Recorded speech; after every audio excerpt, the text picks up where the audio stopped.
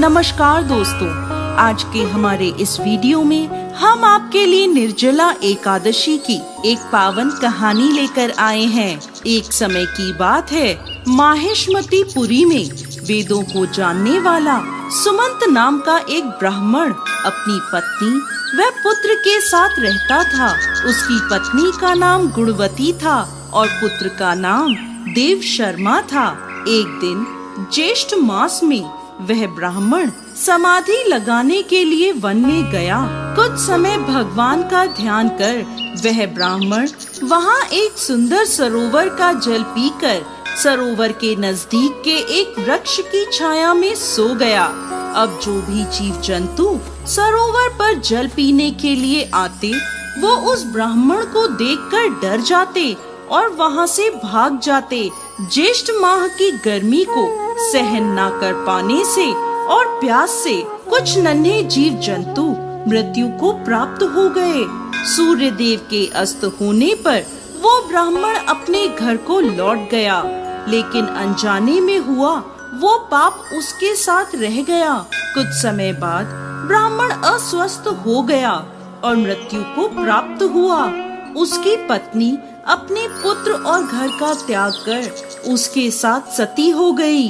ज्येष्ठ माह में अज्ञात पाप के दोष से नरक की यातनाओं को भोग कर वो दोनों ब्राह्मण और ब्राह्मणी पपीहे की योनि में पड़ गए और अपने पुत्र के घर के समीप एक वृक्ष पर रहने लगे।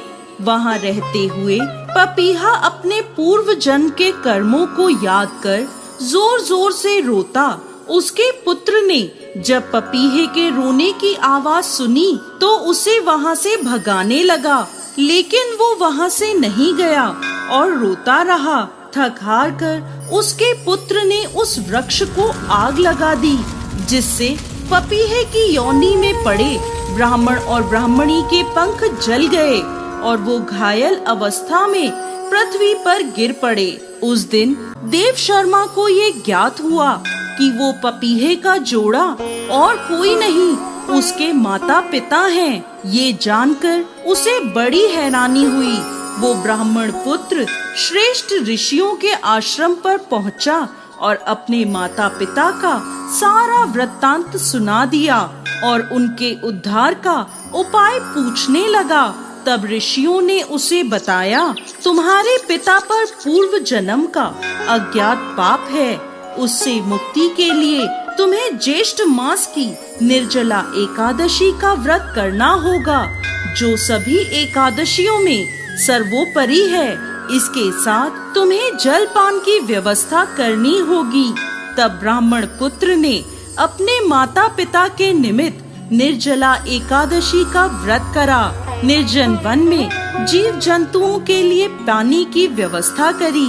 साथ ही जगह जगह पानी के प्याऊ लगवा दिए, जहाँ सभी मनुष्य पशु पक्षी जीव जंतु आकर जल पीने लगे।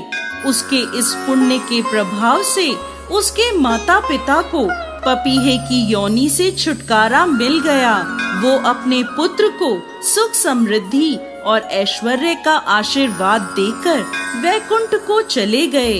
इस प्रकार निर्जला एकादशी को जलदान का अति महत्व है, जो मनुष्य प्राणियों जीव जंतुओं और पक्षियों के लिए जल की व्यवस्था करता है और साथ ही निर्जला एकादशी का व्रत उपवास करता है, वो इस लोक के सुखों को भोग कर अंत में मोक्ष को प्राप्त करता है। दोस्तों, यदि आप साल में आने वाली किसी भी एकादशी का व्रत उपवास नहीं करते, तो आपको ज्येष्ठ मास में आने वाली निर्जला एकादशी का उपवास अवश्य करना चाहिए।